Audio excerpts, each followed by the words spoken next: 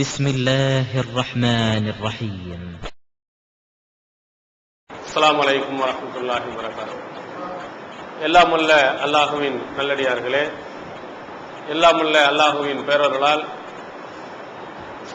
நம்மை நாமே சீர்திருத்திக் கொள்வதற்காக தர்பியா என்ற ஓர் நல்லொழுக்க பயிற்சி வகுப்பில் கலந்து கொள்வதற்காக நாம் இங்கே வருகை தந்திருக்கிறோம். இதில் குறிப்பாக பொறுப்பாளர்களாக இருக்கக்கூடிய கிளைகளினுடைய பொறுப்பாளர்களாகவும் மாவட்டத்தினுடைய பொறுப்பாளர்களாகவும் இருப்பவர்கள் இந்த நல்லொழுக்க பயிற்சி வகுப்பில் கலந்து கொண்டு நம்மை நாமே சீர்திருத்தி நம்மை முதலில் நல்வழிப்படுத்திக் கொண்டு மற்ற மக்களையும் நல்வழியின் பக்கம் அழைப்பதற்காக இந்த ஒரு நல்நோக்கத்திலே நாம் இங்கே குழுமியிருக்கிறோம். இந்த நேரத்தில் இஸ்லாத்தினுடைய முக்கியமான ஒரு அடிப்படையை நாம் தெரிந்து கொண்டு நம்முடைய நல்லொழுக்க பயிற்சி வகுப்புக்கு செல்லலாம் என்று நாம் நினைக்கிறோம். எந்த ஒரு காரியத்தை நாம் செய்தாலும் மறுமையினுடைய வெற்றியை அடிப்படையாக கொண்டு மறுமை நாளையில் அல்லாஹ்விடத்தில் கூலி வேண்டும் என்ற அடிப்படையில் நாம் செய்யக்கூடிய எந்த காரியமாக இருந்தாலும் அதிலே மிக முக்கியமான ஒரு அடிப்படையை நீங்கள் மனதில் கொண்டு செயல்பட வேண்டும் என்று திருமறை குர்ஆனும் நபிகள் பெருமானார் ஸல்லல்லாஹு அலைஹி வஸல்லம் அவர்களும் சொல்லியிருக்கிறார். அது முக்கியமான அடிப்படை, அனைவர்களுக்கும் தெரிந்த ஒரு அடிப்படை. அதே நேரத்தில் பல இடங்களில் பல சந்தர்ப்பங்களில் அதை கவனத்தில் கொள்ளாமல் செயல்படக்கூடிய ஒரு அடிப்படை. இஹ்லாஸ், மன தூய்மை, இது எல்லாருக்கும் தெரிந்த ஒன்று. ஆனால் இந்த மன தூய்மையின் அடிப்படையில் நம்முடைய செயல்பாடுகளை நாம் அமைத்திருக்கிறோமா? அந்த செயல்பாடுகளின் அடிப்படையில் நம்முடைய காரியங்களை நாம் கொண்டு சென்றிருக்கிறோமா என்று நாம் நம்முடைய செயல்பாடுகளை எடுத்து பார்த்தால் அதில் பெரும்பான்மையை இஹ்லாஸுக்கு அப்பாற்பட்டு, மன தூய்மைக்கு அப்பாற்பட்டு நம்முடைய செயல்கள் எல்லாம் சுயநலத்தின் அடிப்படையில் அல்லது கோபம், தனக்கு ஏற்பட்டிருக்கக்கூடிய பிரச்சனைகள், இவைகளின் அடிப்படையில் நம்முடைய செயல்களை அமைத்துக் கொண்டிருப்பதை நம்முடைய ஒவ்வொரு செயல்களும் நமக்கு நிதர்சனமான ஒரு சான்றாக எடுத்து காட்டுகிறது. அதன் காரணத்தினால் நாம் அடிப்படையாக இருக்கக்கூடிய இந்த இஹ்லாஸ், மன தூய்மை நம்முடைய வாழ்க்கையில் எவ்வளவு முக்கியம், இதை ரசூல் ஸல்லல்லாஹு அலைஹி வஸல்லம் அவர்கள் எவ்வளவு வலியுறுத்தி அவசியமாக சொல்லியிருக்கிறார்கள். அது இருப்பதினால் கிடைக்கக்கூடிய நன்மைகள் என்ன, இல்லாமல் போவதனால் நமக்கு கிடைக்கக்கூடிய தீமைகள் என்ன என்பதை நாம் முதலில் தெரிந்து கொள்ள வேண்டும். இஸ்லாத்தினுடைய அடிப்படையே ரசூல் ஸல்லல்லாஹு அலைஹி வஸல்லம் அவர்கள் அழகாக சொன்னார்கள். சஹீஹுல் புகாரியினுடைய முதலாவது செய்தியாக இது பதிவு செய்யப்பட்டிருக்கிறது. பல ஹதீஸ்களை அறிஞர்களும் கூட இந்த செய்தியைத்தான் முதலாவதாக பெரும்பாலும் பதிவு செய்திருக்கிறார். இது இன்னமல் அஅமாலு பின்னியாத், நம்முடைய அமல்கள் அனைத்தும் நிய்யத்தின் அடிப்படையில், நம்முடைய மனதின் அடிப்படையில், நம்ம எந்த எண்ணத்தின் அடிப்படையில் நடந்து கொள்கிறோமோ அதற்கு அடிப்படையில் தான் அதற்குரிய கூலி உங்களுக்கு கிடைக்கும் என்று ரசூல் ஸல்லல்லாஹு அலைஹி வஸல்லம் அவர்கள் சொன்ன, உமர் பின் கத்தாப் ரலியல்லாஹு அன்ஹு அவர்கள் அறிவிக்கக்கூடிய ஒரு செய்தி. இது இஸ்லாத்தினுடைய நிறைய அடிப்படை விஷயங்களை தீர்மானிக்கக்கூடிய ஒரு கருத்தாளம் மிக்க ஒரு செய்தியாகவும் அமைந்திருக்கிறது. எண்ணங்களின் அடிப்படையில் தான் நம்முடைய செயல்கள் அமைகின்றன, எண்ணங்களின் அடிப்படையில் தான் நம்முடைய செயல்களுக்கு கூலி கொடுக்கப்படுகிறது என்பதை இந்த செய்தி அறிவிப்பதன் காரணத்தினால் இமாம் புகாரியினுடைய ஹதீஸை எடுத்து பார்த்தால் ஏறத்தாழ 7 இடங்களில் இதே செய்தியை 7 இடங்களில் 7 தலைப்பின் கீழே கொண்டு வர்றாங்க. எல்லாத்துக்கும் இந்த செய்தி பொருந்தும் என்பதன் காரணத்தினால் ஜிஹாதுல பார்த்தா ஜிஹாதுல கொண்டு வருவார், அதற்கடுத்து வஹீனுடைய துவக்கத்தில் பார்த்தால் அதை கொண்டு வருவார், ஈமானில் எடுத்து பார்த்தால் கொண்டு வருவார், அதற்கு அடுத்ததாக நிக்காஹ் என்ற பாடத்தில் பார்த்தால் அதுல கொண்டு வருவார். இதெல்லாம் ஏன் கொண்டு வருகிறார்னா இது ரொம்ப மிக முக்கியமான அடிப்படையான செய்தி, எல்லா விஷயத்துக்கும் பொருந்தும் என்பதுதான் முக்கியமான ஒரு அளவுகள். அப்போ நம்ம இந்த எண்ணம், நம்முடைய மன தூய்மை எந்த அளவுக்கு இருக்கிறதோ அந்த அடிப்படையில் தான் நம்முடைய கூலி கிடைக்கும். அதன் பின்னணியிலே ரசூல் ஸல்லல்லாஹு அலைஹி வஸல்லம் அவர்கள் அதுல ரொம்ப தெளிவாக சொல்கிறார்கள். யாராவது ஒரு மனிதன் இலா இம்ராஅத்தின், ஒரு பெண்மணிக்காக வேண்டி ஹிஜ்ரத் செய்கிறார், எதற்காக வேண்டி மக்காவில் இருந்து மதீனாவுக்கு போகிறான். அந்த மதீனாவுக்கு போவதற்கு காரணம் என்னவென்றால் திருமணம் முடிப்பதுதான் அவனுடைய காரணமாக இருந்தால் ஹிஜ்ரத்துஹு இலாமா ஹாஜர இலை, அவனுடைய ஹிஜ்ரத் எதற்காக அமைந்ததோ அதற்காகத்தான் இருக்கும் என்று சொன்னான்.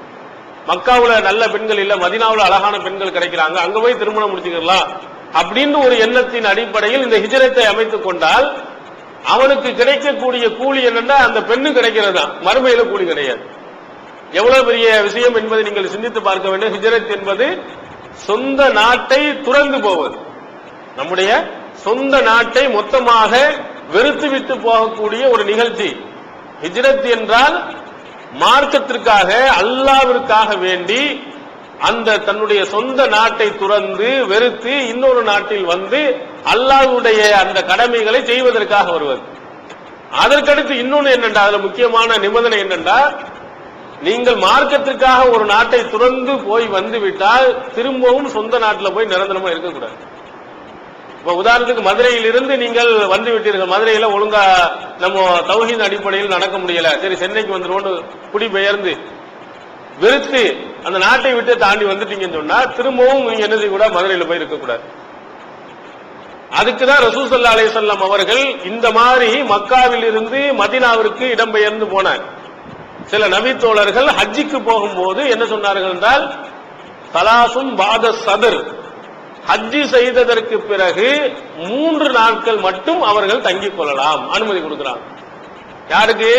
மக்காவில் இருந்து சொந்த நாட்டை வைத்து மதீனாவுக்கு வந்துட்டு திரும்ப என்ன செய்கிறார்கள், மக்காவுக்கு ஹஜ்ஜி செய்யறதுக்காண்டி போறாங்க. ஹஜ்ஜி கடமையெல்லாம் செஞ்சதற்கு பிறகு உங்களுக்கு கூடுதல் பட்சம் 3 நாட்கள் ஒன்னே செய்யலாம், மக்காவில் இருக்கலாம். அதற்கு பிறகு திரும்ப என்ன செய்யணும், உங்க சொந்த நாட்டுக்கு வந்துடும், நீங்க இடம்பெயர்ந்து வந்த மதீனாவுக்கு வந்துடும். அந்த இதுல என்ன செய்யக்கூடாது, இருக்கக்கூடாது என்று ரசூல் ஸல்லல்லாஹு அலைஹி வஸல்லம் அவர்கள் சொன்ன செய்தி புகாரியில் பதிவு செய்யப்பட்டிருக்கிறது. அப்ப என்ன சொந்த நம்ம ஹிஜ்ரத் என்று சொன்னால் ஒரு நாட்டை விட்டு நம்ம வெளியே வந்துட்டோம் சொன்னா திரும்ப சொந்த நாடாக சொந்த ஊராக அதை எடுத்துக்கொண்டு அங்க போய் தங்கக்கூடாது. பார்த்தமா 2 நாள் தங்கணும் அல்லது 3 நாள் தங்கணும்னா உடனே திரும்பி வந்துடும். இந்த அளவுக்கு அந்த நாட்டை என்ன செய்யணும், அல்லாஹ்வுக்காக வெறுத்துட்டதுக்கு பிறகு திரும்ப போய் இருக்கக்கூடாது என்பது ஹிஜ்ரத். இந்த ஒரு பெரிய ஒரு இதை, சொந்த நாட்டை சொந்த மக்களை தன்னுடைய குடும்பத்தை எல்லாம் விட்டு விட்டு மதீனாவுக்கு போறவன் அவனுடைய எண்ணம் என்ன இருக்குன்னா, ஒரு பெண்மணியை திருமணம் முடிப்பதாக இருந்தால் அவனுடைய ஹிஜ்ரத் இவ்வளவு பெரிய நிறைய மறுமையில அதிகமாக வெற்றி ஈட்டு தருமை, இந்த ஹிஜ்ரத்துடைய நன்மையை அவன் பெற்ற முடியாது அப்படி ரசூல் ஸல்லல்லாஹு அலைஹி வஸல்லம் அவர்கள் இன்னமல் அமாலு பின்னியாத் என்ற செய்தியினுடைய அடுத்த தொடரிலேயே சொல்லி காட்டுகிறார். அப்ப இதிலிருந்து நமக்கு என்ன விளங்குகிறது என்றால், நம்முடைய எண்ணம் தூய்மையாக இல்லாமல் நம்ம எவ்வளவு பெரிய காரியத்தை செய்தாலும் அதற்கு எந்த நன்மையும் கிடையாது. இந்த ஜமாத்துக்கு, தௌஹீத் ஜமாத்துக்கு நம்ம வருகிறோம். இந்த தௌஹீத் ஜமாத்துக்கு வந்து பெரிய பணிகளை செஞ்சோம். எதற்காக வேண்டி செய்கிறார்? ஒரு கிளையில் இருக்கக்கூடிய தலைவர், ஒரு மாவட்டத்தில் இருக்கக்கூடிய தலைவர், நான் தலைவர் ஆயிட்டேன், நான் வந்தேன்னா பாரு பம்பரமா சொல்லணும், நான் வந்துட்டேன்னு சொன்னா அற்புதமான எல்லா நிகழ்ச்சிகளும் நடக்கும், எல்லா மக்களும் போற்றுகின்ற அடிப்படையில் புகழ்கின்ற அடிப்படையில் நடக்குங்கிறதுக்காக வேண்டி எந்த மாவட்டமும் செய்யாத அளவுக்கு அவர் வீரியமாக நிறைய செய்தாலும் மக்களிடத்தில் நல்ல பெயரை எடுத்தவர் அல்லாஹ்ட்ட எடுக்க முடியாது. ஏன்னா அவருடைய எண்ணம் என்னன்னா, மக்கள் நல்லதுன்னு சொல்லணும், மனிதன் வந்து நம்மை பாராட்டணும் அப்படின்னு எண்ணத்தோடு அவன் உள்ள இறங்கினான்னா மனிதனுடைய பாராட்டு கிடைக்குமே தவிர மறுமையில் அல்லாஹ்வுடைய கூலி கிடைக்காது. அவன் செய்தது எல்லாம் நல்ல காரியம்தான், செய்ததெல்லாம் சிறந்த காரியம்தான். ஆனா எண்ணம் என்ன ஆச்சுன்னு சொன்னா, தூய்மை இல்லாமல் போயிருந்த காரணத்தினால் அவனுக்கு கூலி இல்லாமல் போய்விடுகிறது.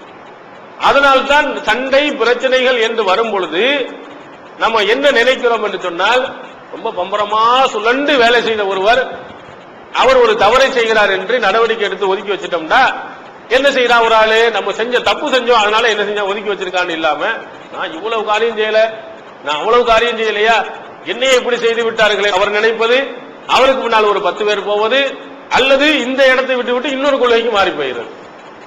நிறைய நபர்கள் என்ன செய்ய, இப்படி ஒரு சிலர்கள் என்ன செஞ்சிருக்கிறாங்க, இந்த பக்கம் வந்துட்டு அவர்களை வந்து மதிப்பில்லாத ஒரு நிலை ஆகிவிட்டது என்று சொன்னால், நம்ம பேச்சை கேட்கவில்லை என்று சொன்னால் கொள்கையை விட்டு ஓடி போயிடுறது.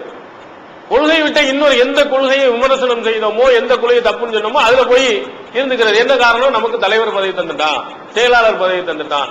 அப்ப செய்த செயல் என்ன, இஹ்லாஸ் இல்ல, மன தூய்மை இல்லாத காரணத்தினால் இப்படி போறவங்களை பார்க்கணும். அதனால் இங்கே நம்ம வருவதனுடைய முக்கியமான காரணம் என்ன, ஏகத்துவ கொள்கையை மக்களிடத்தில் எடுத்துச் சொல்வது, அதனுடைய கூலியை அல்லாஹ்விடத்தில் எதிர்பார்ப்பது. அல்லாஹ்ட்ட தான் எல்லாமே. மனிதனிடத்தில் எந்த கூலியும் கேட்கறதே கிடையாது. மனிதனிடத்தில் எந்த எதிர்பார்ப்பும் கிடையாது. இதை மனசுல ஆழமாக பதிய வைத்துட்டோம் சொன்னா நம்மள்ட்ட எந்த சிக்கல், பிரச்சனைகள், பிணக்குகள் வரவே வராது.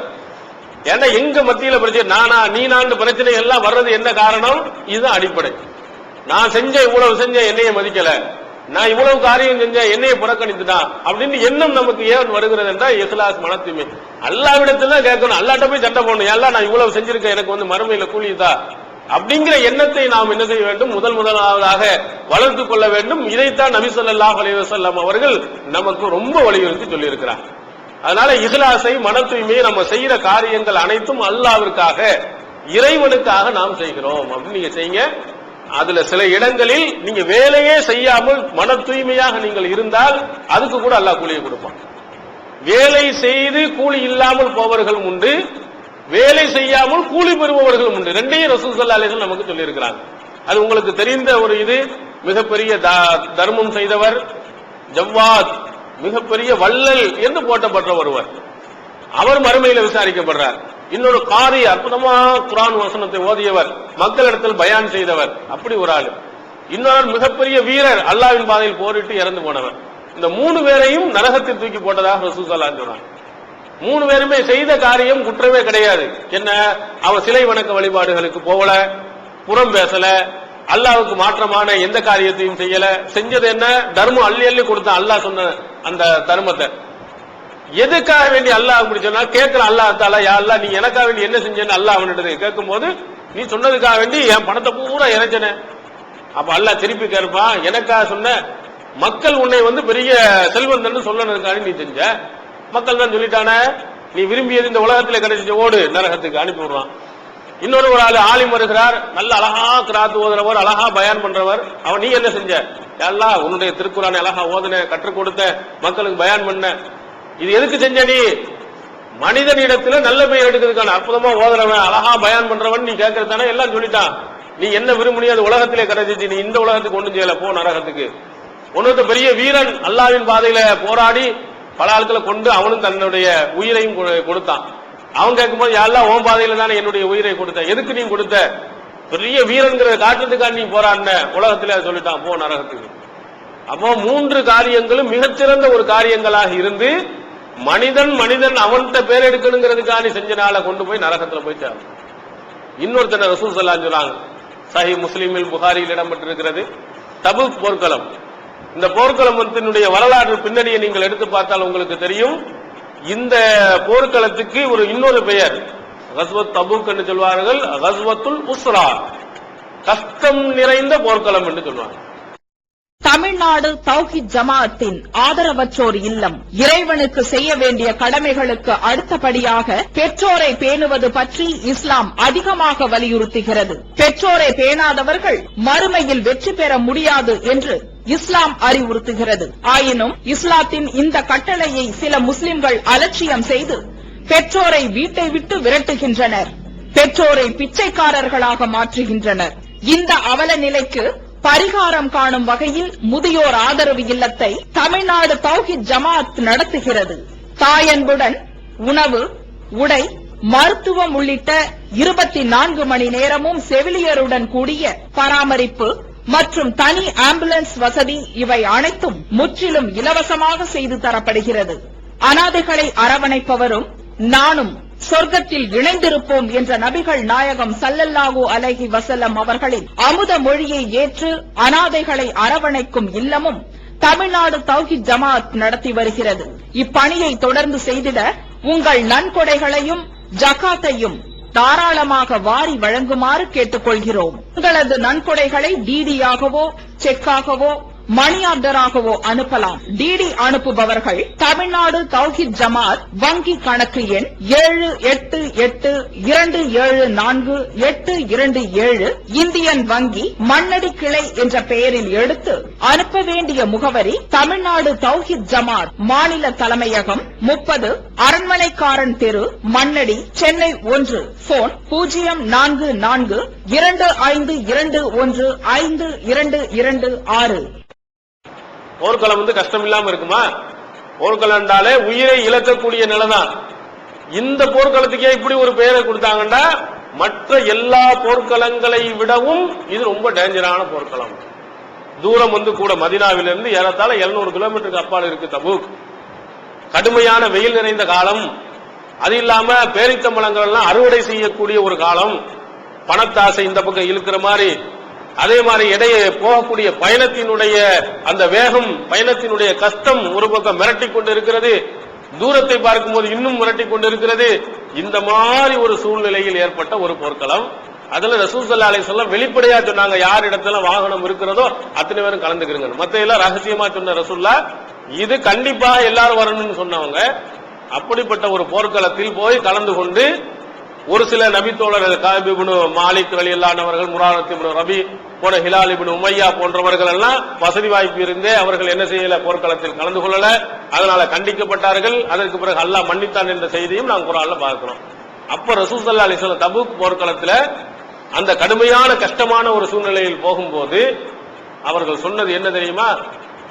நீங்கள் எந்த இடத்தை வலா கதாத்தும் வாதியன், நீங்கள் எந்த கடவாயும் கடப்பது இல்லை, எந்த வழியும் நீ கடந்து செல்வது இல்லை, இல்லா காணுமாக்கும், அங்கே அவர்கள் சில ஆளுக்கு மதீனாவுல சில ஆளுக்கு தங்கி இருக்கிறார்கள், அவர்களோடு சேர்ந்தே தவிர நீங்கள் கடப்பதில்லைன்னு சொன்னாங்க. எதுல? ஃபில் அஜ்ரி, நன்மை விஷயத்தில். பஹஸ்புஹுமுல் மரல், அவர்களை நோய் தான் தடுத்து விட்டது. ஹசபஹுமுல் மரல், நோய் வந்து அவர்களை தடுத்து மதீனாவிலேயே தங்க வைத்து விட்டது. அதன் காரணத்தினால் அவர்கள் வராமல் இருக்கிறார்கள். ஆனால் நீங்கள் என்னென்னவெல்லாம் கஷ்டப்படுகிறீர்களோ அந்த கஷ்டத்தினுடைய கூலியெல்லாம் சேர்ந்து வாங்கிட்டே இருக்கிறாங்க. நீங்க ஒவ்வொரு அடியும் எடுத்து எடுத்து வைக்க அவங்களும் வருவதை போன்று, அவர்களும் அந்த சிரமத்தை எடுப்பதை போன்று அல்லாஹ் பார்த்து என்ன செய்கிறான், நன்மையை என்ன செய்யறான், அவர்களுக்கு எழுதுகிறான். ஏன் அவங்க வரவில்லை? ஒரு சிலர்கள் வேண்டுமென்றே வராமல் இருந்தவர்கள் உண்டு, ஒரு சிலர்கள் நோயின் காரணத்தினால் வராமல் இருந்தாங்க. நோய் அவர்களுடைய உடல் ஆரோக்கியமா இருந்தா உடனடியாக இந்த போர்க்களத்தில் கலந்திருப்பாங்க. ஆர்வம் நிறைய இருந்து அல்லாஹ்தால அப்படி ஆகிட்டான். அதனால் உங்களுடைய கூலி அப்படியே கிடைக்கின்றான். பாருங்க எவ்வளவு கஷ்டமான ஒரு போர்க்களத்துல யாருமே கலந்து கொள்ளல. அப்ப கலந்து கொள்ளாதவர்களுக்கும் கலந்து கொள்வதனுடைய கூலியை கொடுக்கிறான். இன்னொரு இதுல வந்து போர்க்களத்தில் கலந்து கொண்டு உயிரை இழந்த, செல்வத்தை இழந்த, நல்ல முறையில் பயான் பண்ணவன நரகத்தில் போடக்கூடிய அல்லாஹ் கலந்தே கொள்ளாதவனுக்கும் கொடுக்கிறான். அப்போ நம்முடைய எண்ணம் எப்படி இருக்கு? இந்த ஜமாத் ஒரு நல்ல நிலையில இருக்கணும், இதற்காக வேண்டி நம்ம பாடுபடணும். அல்லாஹ் எனக்கு இந்த வசதி தராம போயிட்டியே, எவ்வளவு நல்ல வேலைகளுக்கு பணம் கேட்கறாங்க, கொடுக்க முடியாம போச்சே நீங்க நினைத்தால், ஒரு இடத்துல பயானு ஒரு போராட்டங்கள் நடத்தும் போது நீங்க போவதற்கு உடல்நிலை சரியில்லாம போச்சு, நம்மளும் கலந்து கொண்டிருந்தால் நன்றாக இருக்குமே அப்படின்னு நீங்கள் ஆசைப்பட்டால் உங்க மனதில் என்ன அந்த கூலி எல்லாம் கொடுப்பான். உங்கள் மன தூய்மைக்காக வேண்டி, இஹ்லாஸுக்காக வேண்டி. சில ஆளுக்கு சும்மா சவுண்ட் கொடுப்பதற்காக, என்ன அங்க கூட்டத்தை காட்டுவதற்காக ஒருத்தர் சவுண்ட் வர்றான், அவனுக்கு கூட கிடைக்காது. வீட்டில இருந்து நீங்கள் ஆஹா இந்த அநீதத்துக்கு எதிராக நம்மும் குரல் கொடுக்கணுமே, நம்முடைய கை அங்கே சேராமல் போய்விட்டதே, நம்முடைய பணம் கொடுத்திருக்க வேண்டுமே, ஆகா நம்முடைய பணம் இல்லாத நிலையை அல்லாஹ் ஆக்கிட்டானே அப்படின்னு நீங்கள் கவலைப்படுவீர்களானால் உங்களுக்கு கொடுத்ததனுடைய கூலி அல்லாஹ்தால அங்க கொடுக்கணும். அப்ப இதையெல்லாம் ஏன் ரசூல் ஸல்லல்லாஹு அலைஹி சொல்றாங்கன்னா, மன தூய்மை இல்லாமல் எங்கே போகுமோ அங்கெல்லாம் ஒண்ணுமே இல்லாமல் போயிடும். அப்போ இஹ்லாஸோடு நம்முடைய ஒவ்வொரு காரியங்களையும் மன தூய்மையோடு நாம் என்ன செஞ்சுக்கிறோம், சரியாக வைத்துக் கொள்வோமானால் நம்முடைய செயல்கள்ல வந்து எந்த பிரச்சனையும் வராது. இங்கு எதுவும் கிடைக்காவிட்டாலும் மறுமையில் மிகப்பெரிய ஒரு கூலி இருக்கு. இதற்கு இன்னொரு சான்றை உங்களுக்கு சொல்லுகிறேன். மன தூய்மை எப்படி உண்மையான இஹ்லாஸோடு நடந்து கொள்பவர்களுக்கு என்னன்னா, அபூபக்கர் உமர் ரலியல்லாஹு அன்ஹு அவர்கள் ரெண்டு பேருக்குள்ள சண்டை அவ்வப்போது வந்திருக்கு. அவங்க பண்ணி சண்டையும் அவர்கள் சேர்ந்து வாழ்ந்ததை நிறைய சொல்லலாம். அதுல ஒரு சண்டையில ரெண்டு பேருக்கு மத்தியில சண்டை ஏற்பட்டு அபூபக்கர் தப்பு செய்து உமர் ரலியல்லாஹு சரியா நடந்திருந்தாங்க. ஆனா அபூபக்கர் செய்த தப்பை விளங்கிட்டு பின்னாடி என்ன செய்யறாரு, நான் செஞ்ச தப்பு தான் மன்னிச்சுக்கோங்க, ஆனா மன்னிக்கல. உமர் ரலியல்லாஹு அன்ஹு அவர்கள் மன்னிக்காம வீட்டுக்கு போகும்போது கதவை எடுத்து பட்டான்னு சாத்தினார், மூஞ்சில் அடிச்ச மாதிரி. கடும் கோபம் உமர் அவர்களுக்கு. உடனே அபூபக்கர் அவர்கள் ரசூலுல்லாஹ்ட்ட வந்து சொல்லிட்டாங்க, அல்லாஹ்வின் தூதர் அவர்களே நான் தப்பு செஞ்சேன், மன்னிப்பு கேட்டேன், ஆனா உமர் மன்னிக்க மாட்டேன்ட்டார். அவனோட ரசூலுல்லாஹ் அவையில உட்கார்ந்துருக்காங்க. அப்ப அடுத்ததாக வந்து உமர் ரலியல்லாஹு கொஞ்ச நேரம் அவருடைய கோபம் தணிந்தவுடன், சரி நம்ம செஞ்ச தப்புன்னு உணர்ந்து அபூபக்கர் வீட்டுக்கு போனா அங்க இல்ல. அப்ப ரசூலுல்லாஹ்வுடைய அவைக்கு வர்றாங்க. ரசூல் ஸல்லல்லாஹு அலைஹி வஸல்லம் அவைக்கு வரும்போது ரசூல் ஸல்லல்லாஹு அலைஹி வஸல்லம் உமரை பார்க்கும்போது அவருடைய முகத்துல கடுமையான கோபம் அப்படியே வெளிப்படுது. உமரை பார்த்து அபூபக்கர் மன்னிப்பு கேட்டு கூட மன்னிக்கலையே, அப்படிங்கிறதுக்காக கடும் கோபத்தோடு ரசூல் ஸல்லல்லாஹு அலைஹி பார்வை பார்த்தவுடன் அபூபக்கருக்கு விளங்குது, ஆஹா ரசூல் ஸல்லல்லாஹு அலைஹி வஸல்லம் உமர் மேல கடுமையான கோபப்படுகிறாரு. கடும் கோபம். நம்மளா இருந்தா என்ன செய்வோம்? வேணும் என்னமோ நான் தான் தப்பு செஞ்சுட்டேன், என்ன உலகத்திலேயே எவ்வளவு தப்பு செய்யாதவனா, உலகத்திலேயே யாரும் தவறு செய்யலையா, நான் செஞ்சது மட்டும் உனக்கு பெருசா தெரியுதா, வாங்கட்டும் நல்லா இவனை பிடிச்சி என்ன எவ்வளவு சேர்த்து சொல்ல முடியுமோ 1க்கு 10 சேர்த்து நம்ம சொல்லுவோம். நம்ம கோபத்துல வரும்பொழுது நல்லா இது நல்லா திட்டு வாங்கட்டும் நம்ம சொல்லுவோம். அபூபக்கர் இஹ்லாஸ் அங்கதான் பாக்குறோம். அந்த இஹ்லாஸ் அவரிடத்துல வந்த உடனே அல்லாஹ்வின் தூதருடைய முன்னிலையில் வந்து வல்லாஹி இன்னி அல்லம், அல்லாஹ்வின் தூதர்களை நான் தான் தப்பு செய்தேன், உமர் செய்யலன்னு சமாதானப்படுத்துறேன். உமர் அவர் கண்டிக்க ரசூல் ஸல்லல்லாஹு கோப முகத்திலேயே காட்டும் போது அபூபக்கர் ஓடி வந்து சொல்லுகிறார், அல்லாஹ்வின் தூதர் அவர்கள் மேல கோபப்படாதீங்க, நான் தான் தப்பு செய்தேன், என் மீது தான் தவறு இருக்கிறது என்று 2 தடவை இறை மீது சத்தியம் விட்டு அங்கே சொன்னதை பார்க்கிறோம். இங்க இஹ்லாஸ் வெளிப்படுகிறது. 2 பேருக்குள்ள நம்ம சண்டை நமக்குள்ள வந்துச்சுன்னு சொன்னா ஒருத்தன் நியாயம் இருக்குமானா அந்த நியாயத்தின் பக்கம் நம்ம இருக்கணும். நமக்கு சாதகமா வரும்பொழுது அதை பயன்படுத்திக் கொள்வது, சாதகம் இல்லாத ஒரு நேரத்தில் அதுக்கு எதிராக நடப்பது இருக்கவே கூடாது.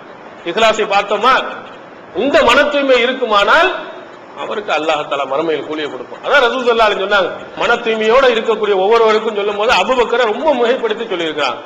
ரசூலுல்லாஹ் சொல்றாங்க, சில நேரங்கள்ல ஒருவரை வந்து அல்லாஹ் தஆலா வந்து தொழுகையில ரொம்ப முக்கியத்துவம் கொடுத்தா அவர் பாபு சலாத், தொழுகை என்ற வாசல் வழியா அழைக்கப்படுவார். நோன்பு முக்கியத்துவம் கொடுத்து நோன்பு முக்கியத்துவமா தொழுது நோன்பு நோட்டு கொண்டிருந்தார் பாபு ரய்யான், ரய்யான் என்ற வாசல் வழியா அழைக்கப்படுவார். ஜிஹாதுல ரொம்ப வீரமா இருந்தாருண்டா ஜிஹாத் என்ற வாசல் பக்கம் அழைக்கப்படுவார். தர்மம் அதுல நிறைய செஞ்சான சதக்கா என்ற அந்த வாசலின் பக்கம் அழைக்கப்படுவார். அப்படின்னு சொல்லும் போது அபூபக்கர் அல்லாஹ்வின் தூதர் ஒரே வழியில எல்லாரும் அழைக்கப்படுவாங்களா? விஐபி மாதிரி நீங்க வாங்க வாங்க வாங்கன்னு சொல்லிட்டு அத்தனை நன்மைகளையும் முன்னுரிமையில் இருப்பவர் யாரா இருப்பார்களா அப்படின்னு கேட்கும் போது அழகாக ரசூல் ஸல்லல்லாஹு அலைஹி சொன்னாங்க, அந்த ஒருவரில் நீரும் ஒருவராக இருப்பீர் என்று நான் எண்ணுகிறேன். யார? அபூபக்கர் சித்தீக் ரலியல்லாஹு அன்ஹு அவர்களே, நீனும் ஒருவராக இருப்பீர். எந்த அளவுக்கு அவங்க இஹ்லாஸோடு மன தூய்மையோடு இருந்தனால எல்லா பகுதியிலும் முதல் இடத்துல வர்றாங்க. அதே மாதிரி இன்னொரு இடத்துல அவங்களுடைய மகள் மீது அவதூறு சொன்னாங்களே, அந்த அவதூறு சொல்கின்ற கட்டத்தில் அதற்கு பிறகு ஆயிஷா நாயி மேல எந்த குற்றமும் இல்லை என்று குர்ஆனுடைய வசனம் இறங்கியதற்கு பிறகு அவதூறு சொன்னவர்களை உண்டு இல்லை என்று நாம் பார்த்திருக்க மாட்டோமா? அவர் யாரு? மிஸ்தாஹ் என்ற தோழர். அவர் யாருன்னு சொன்னா அபூபக்கர் சித்தீக் ரலியல்லாஹு அன்ஹு அவர்கிட்ட உதவி பெற்று வந்தவர். அவர் ரொம்ப ஏழ்மையா இருந்து அபூபக்கர் வந்து காசு கொடுத்துட்டு இருந்தாரு. காசு வாங்கி கொண்டு இருந்தவரே என்ன செஞ்சாரு? அபூபக்கருடைய மகள் மீது ரசூல் ஸல்லல்லாஹு அலைஹி மனைவி மீது அபாண்டமான புகாரை மற்றவங்க சொன்னதை நம்பி பேசும்போது அல்லாஹ் தஆலா அந்த இதை நிறைவேற்றிய பிறகு குடும்பமனமா ஆனா ஒப்பிட்டவரை உயிர் உள்ளளவும் நினை என்று சொல்லப்பட்டிருக்கக்கூடிய நிலையில என்னட்டையே தின்னுட்டு என்னுடைய மகள் மீது நான் உயிரை மேலாக மதிக்கக்கூடிய அல்லாஹ்வின் தூதருடைய மனைவி மீது சொல்லியாண்ட கழுத்தை நம்ம சீவி இருப்போம், மிகப்பெரிய சண்டை எடுத்திருப்போம். ஆனா என்ன சொன்னார்? இனிமேல் உனக்கு எந்த உதவியும் கிடையாது. அபூபக்கர் சொன்னது, என்னட்டையே பணத்தை வாங்கிட்டு இப்படி ஒரு பொய்யான தகவலை நீ சொல்ற உனக்கு இனிமே ஒரு பைசாவும் கிடையாது. அல்லாஹ் அடுத்தது அல்லாஹ் தஆலா ஒரு வசனத்தை இறக்குகிறான் சூரத்துன் நூர்ல, வலா யஅத்தலி உலில் ஃபல்லி மின்கும் வஸாத்தி அயாத்து உலில் குர்பா. வசதி படைத்தவர்கள் என சிறப்புக்குரியவர்கள் அவர்கள் தங்களுடைய உறவினர்களுக்கு, ஏழைகளுக்கு, கஷ்டப்படுபவர்களுக்கு நான் உதவி செய்ய மாட்டேன் என்று சத்தியம் செய்யக்கூடாது. அலா துஹிப்பூன யஃபிருல்லாஹு லக்கும். அல்லாஹ் இறுதியில கேட்கிறான், அல்லாஹ் உங்களுக்கு மன்னிப்பதை நீங்கள் விரும்ப மாட்டீர்களா அப்படின்னு கேட்கிறான். மன்னிச்சு விட்டு தொல, அவர்களை பொருட்படுத்தாத, அவருடைய தவறுகளை பொருட்படுத்தாமல் விட்டு விடு, மன்னித்து விடு. நான் உன்னை மன்னிக்க வேண்டும் என்று நீ ஆசைப்பட மாட்டியான்னு அல்லாஹ் கேட்கிறான். நீ தப்பு செய்ய, நீ தப்பு செய்ய அல்லாஹ் என் பாவத்தை மன்னிச்சிரு என்னட்ட கையெழுந்து கேட்கிற, அப்ப நான் மட்டும் மன்னிக்கிறேன் நீ ஆசைப்படுறீல்ல, அதே மாதிரி அவன் சகோதரன் தப்பு செஞ்சுட்டான் மன்னிச்சு விட்டுரு. இப்படி சொன்னவுடன் நம்ம எத்தனையோ பேரை சமாதானப்படுத்துறாங்க. சண்டை வரும்போது நீங்க அல்லாஹ் குர்ஆன் அதெல்லாம் உனக்கு தெரியுமா, நீ சந்திச்சிருந்த அந்த பிரச்சனையை இது பண்ணுவியா அப்படின்னு நம்மளே எதிர்த்து சொல்றது. அல்லாஹ்வுக்கான பொறுத்துக்கிறங்க. அல்லாஹ் தஆலா இந்த வசனத்தில் எப்படி சொல்றான், ஹதீஸ்ல அதெல்லாம் முடியாது வீராப்பாக சண்டை போடுற எத்தனை பேர். இதை விட பெரிய ஒரு பிரச்சனை இருக்கா நீங்க சொல்லுங்க. தன்னுடைய மகள் கெட்டு போனவள், தவறாக நடத்தை உள்ளவள் அப்படின்னு சொன்னவர்களுக்கு அல்லாஹ் என்ன சொல்றான்னா, நீ பணத்தை கொடுக்கணும், சத்தியம் நீ செய்யக்கூடாது, என்னுடைய மன்னிப்பு உனக்கு வேண்டுமானால் அவரை மன்னிச்சுட்டு நீ சேர்த்துக்க, அவருக்கு உதவி செய் அப்படின்னு சொன்னவுடன் அவர் சொல்லுகிறார், யா அல்லாஹ் உன்னுடைய மன்னிப்பு எனக்கு வேண்டும் அப்படின்னு உடனடியா சொல்லி உடனே உதவிகளை செய்ய ஆரம்பித்தார். சஹீஹ் புகாரி இந்த செய்தியை நாம் பாருங்க. நீங்க சிந்தித்து பாருங்கள், எவ்வளவு முக்கியமான ஒரு நிலை என்று பாருங்க. அல்லாஹ் அவன் தூதரும் சொல்லிட்டாங்கன்னா அதுக்குதான் முதலிடம் கொடுக்கணுமே. நம்ம மனநிலையை, நம்மள்ட்ட பாதிக்கப்பட்ட நிலை இதுக்கு முக்கியத்துவம் கொடுக்க கூடாது. சைத்தான் அந்த மாதிரி இதை வைத்துக் கொண்டு அவன் இப்படி செய்யலையா அப்படி செய்யலையா என்று பிரச்சனைகளுக்கு மேல் பிரச்சனைகளை உங்களை உருவாக்கலாம். அதை வைத்துக் கொண்டு பெருசா நீங்க நடத்தாங்க. அல்லாஹ் சொல்லிவிட்டான் என்றால் அல்லாஹ்வுடைய மன்னிப்பு எனக்கு தேவை, அல்லாஹ்வுடைய கருணை எனக்கு தேவை, மறுமை நாளில் அவனுடைய உதவி எனக்கு தேவை, மறுமை நாளில் அவனுடைய சொர்க்கம் எனக்கு தேவை. அதுக்கு இந்த வழி கரெக்டா, இந்த வழியில் போனா அல்லாஹ் என் பாவத்தை மன்னிச்சிருவானா, ஜன்னத்துக்கு அனுப்புவானா, ஓகே அப்படின்னா நான் எதையும் நான் விட்டுக் கொடுக்க தயார், என்னுடைய கௌரவத்தை விட்டுக் கொடுக்க தயார். என்னுடைய பிரச்சனை அதான் ரசூல் ஸல்லல்லாஹு அலைஹி வஸல்லம் 2 சகோதரருக்கு மத்தியில சண்டை வந்து விட்டால் என்ன சொன்னார்கள்? 3 நாள் தான் அதிகபட்சம், 3 நாளைக்கு மேல பேசாம இருக்க கூடாது. 3 நாள் முடிந்தவுடன் எவன் சலாத்தை கொண்டு முந்தி கொள்கிறானோ அவன் நன்மையை முந்தி கொண்டவன் சொன்னாங்களே. சுய கௌரவம் பார்க்காத, அல்லாஹ்வுடைய அருள் உனக்கு கிடைக்க வேண்டுமானால், உன்னுடைய நன்மைகள் எல்லாம் அல்லாஹ் பதிவு செய்யப்பட வேண்டும் என்று சொன்னால் 2 பேருக்குள்ள இணக்க வேணும். உடனே முதல்ல போய் நீ சொல்லு, சலாத்தை சொல்லு, நன்மைகளை கொள்ளையடிச்சிட்டு போ, நீ இஹ்லாஸோடு நடந்து கொள், அல்லாஹ்வுடைய மன்னிப்பு தான் தேவை என்று நடந்து கொள் என்று அல்லாஹ்வின் தூதர் அவர்கள் சொன்ன செய்தியை நாம் பார்க்கிறோம். இதெல்லாம் எதற்கு நாம் சொல்லுகிறோம்னா, நம்ம அந்த ஒரு நிர்வாகம் என்று வரும் பொழுது, ஒரு அமைப்பு என்று வரும் பொழுது அதுல பல சிக்கல்கள் பிரச்சனைகள் இதெல்லாம் வரத்தான் செய்யும். அது வருகின்ற நேரத்தில் இந்த மன தூய்மை உங்களிடத்தில் வர வேண்டும். அல்லாஹ்வுக்காண்டி விடுவோம், மறுமை நாள்ல அல்லாஹ் கூலியை கொடுக்கட்டும். நமக்கு ரொம்ப தப்பு செஞ்சானா அல்லாஹ் நம்முடைய பாவத்தை மன்னிக்கட்டும். எவ்வளவு அடுத்தவன் திட்டினாலும் மோசமா நடந்து கொண்டாலும் என்ன ஆகும் சொன்னா அவனுக்கு பாவம் சேருமே, அதே அளவுக்கு நம்முடைய பாவங்கள் அழிக்கப்பட்டு போய்கிட்டே இருக்கும். என்ன திட்டினாலும் சரிதான், எவ்வளவு பேசினாலும் சரி, நம்முடைய பாவத்தை அல்லாஹ் அழிப்பதற்காக இவனை விட்டு வச்சிருக்கான் அல்லாஹ். சரியா மாட்டு நம்ம திருத்தி பாப்ப திருந்தலாம் போறான். அல்லாஹ் தாலா நம்முடைய பாவங்களை மன்னிக்கணும் என்று நம்ம கீழ்நிலையில் இறங்கி போவோம். அல்லாஹ்வின் தாலா ரசூல் அல்லாஹ்வின் தூதருக்கே சொல்லுகிறான், நீர் என்ன செய்ய வேண்டும்? பணிவோடு இருக்கணும், இறங்கி போகணும், இழிச்சாவா நடந்தோம் இல்லை. இந்த மாதிரி விஷயங்களுக்கு பணிவோடு நடந்து கொள்ள, அன்தவாலவு பணிவுடன் நடந்து கொள்ள வேண்டும் என்று அல்லாஹ் தாலா எனக்கு வகை அறிவித்திருக்கிறான் ரசூல் ஸல்லல்லாஹு அலைஹி வஸல்லம் சொல்லியிருக்கிறான். பணிவு நமக்கு இருக்கணும். நான் பெரியாள், நான் தான் உலகத்திலே சிறந்தவன், என்னை விட பெரியாள் யாரும் கிடையாது, நான் அவனுக்கு கீழே நான் போக வேண்டுமா அப்படின்னு போகவே கூடாது. நன்மைக்காக வேண்டி, மறுமையினுடைய வெற்றிக்காக வேண்டி எந்த கீழ்நிலைக்கு போனாலும் சரிதான், தப்பே கிடையாது. பணத்துக்காண்டி போவாதீங்க, கௌரவத்துக்காக வேண்டி போவாதீங்க, பதவிக்காக வேண்டி கீழ்நிலையில் இறங்கி போவாதீங்க, மறுமை வெற்றிக்காக வேண்டி கீழே எவ்வளவு கீழே இறங்கினாலும் போவோம், எவ்வளவு பணிவாக போனாலும் போவோம். அல்லாஹ்வுடைய மன்னிப்பு எனக்கு கிடைக்குமானால் நான் எதுக்கு நான் கீழே இறங்கி வர தயாருங்க. அல்லாஹ் என்னுடைய பாவங்களை மன்னிப்பான் என்று சொன்னால் சொர்க்கத்தை தருவான் என்றால் அதுக்காக எந்த கீழ்நிலைக்கு நான் இறங்கி வருவேன். இதை நாம் மனதில் ஆழமாக பதிவு வைக்கணும். ஒவ்வொரு உறுப்பினர்களும் மறுமை வெற்றிக்காக வேண்டி எதையும் நாங்கள் செய்ய தயார், ஆனா உலக லாபத்துக்காக எதையும் செய்ய நாங்கள் தயாரில்லை. உலகத்தில் இருக்கக்கூடிய பதவிக்காக வேண்டியோ அல்ல இருக்கக்கூடிய லாபங்களுக்காகவோ நாங்கள் எதையும் செய்ய மாட்டோம் என்ற மன உறுதியை நீங்கள் என்ன செய்ய வேண்டும்? எடுத்துக்கொண்டீர்களானால் நம்முடைய செயல்கள் இன்ஷா அல்லாஹ் மறுமையில் மிகப்பெரிய ஒரு வெற்றிக்கு உறுதுணையாக அமையும். எல்லாம் வல்ல அல்லாஹ் தஆலா அப்படிப்பட்ட ஒரு நல்ல ஒரு வாய்ப்பினை தந்தருள்வானாக. வாஹிர் தஅவானா அல்ஹம்துலில்லாஹி ரப்பில் ஆலமீன். ஈகத்துவம் ஓரிரை கொள்கையை விளக்கும் ஒப்பற்ற மாத இதழ் PJ MI சுலைமான், ஷம்சுல்லுஹா, இன்னும் பல சிறந்த அறிஞர்களின் கருத்து கருவூலங்கள், இன்னும் பல சிறந்த அம்சங்களுடன் வெளிவரும் ஈகத்துவம் இதழை படித்து உங்கள் மார்க்க அறிவை வளர்த்துக் கொள்ளுங்கள். ஆண்டு சந்தா உள்நாடு 100 ரூபாய், வெளிநாடு 400 ரூபாய், தனி இதழ் 9 ரூபாய். உங்கள் டிராப்ட்களை ஈகத்துவம் இலக்கம் 30 அரண்மனைக்காரன் தெரு, மண்ணடி, சென்னை 3 என்ற முகவரிக்கு அனுப்பி வையுங்கள். மகளிருக்கு வழிகாட்டும் மாத இதழ் தீன்குல பெண்மணி, தமிழ்நாடு தவ்ஹீத் ஜமாத்தின் மேற்பார்வையில் முஸ்லிம் பெண்களுக்கான இல்லற கடமைகள், மருத்துவ பகுதி, சிறுவர் பகுதி, திருமண தகவல் பகுதி, ஹதீஸ் திறனாய்வு போட்டி மற்றும் பல சுவையான அம்சங்களுடன் வெளிவரும் முஸ்லிம் பெண்களுக்கான முழுமையான மாத இதழ் தீன்குல பெண்மணி. ஆண்டு சந்தா உள்நாடு 100 ரூபாய், வெளிநாடு 400 ரூபாய், தனி இதழ் 9 ரூபாய். உங்கள் MODDகளை எடுத்து அனுப்ப வேண்டிய முகவரி தீன்குல பெண்மணி, நம்பர் 30, அரண்மனைக்காரன் தெரு, மண்ணடி, சென்னை 1. உணர்வு முஸ்லிம் சமுதாயத்தின் நம்பர் 1 தமிழ் வார இதழ். ஒருங்கிக்கிருந்த முஸ்லிம்களின் உணர்வுகளை தட்டி எழுப்புவதற்கு 13 ஆண்டு கால வரலாற்று சாதனை படைத்த ஒரே இதழ் உணர்வு. செய்திகளில் நடுநிலைமை, விமர்சனங்களில் நேர்மை, சமுதாய செய்திகளுக்கு முன்னுரிமை, இஸ்லாத்தின் எதிரிகளை அடையாளம் காட்டுதல், அரசியல், ஆன்மீகம் பற்றிய கேள்விகளுக்கு ஆணித்தரமான பதில்கள், ஆய்வு கட்டுரைகள், பல சுவையான அம்சங்களுடன் வெளிவரும் உணர்வின் வாசக சமுத்திரத்தில் நீங்களும் சங்கமமாகுங்கள். ஆண்டு சந்தா உள்நாடு ரூபாய் 400, வெளிநாடு ரூபாய் 2300, தனி இதழ் ரூபாய் 8. உங்கள் டிராப்ட்களை Muslim media trust number 7, Vadamaraikkal street, 2nd floor, Mannady, Chennai 1 என்ற முகவரிக்கு அனுப்பி வையுங்கள். அல்லாஹ்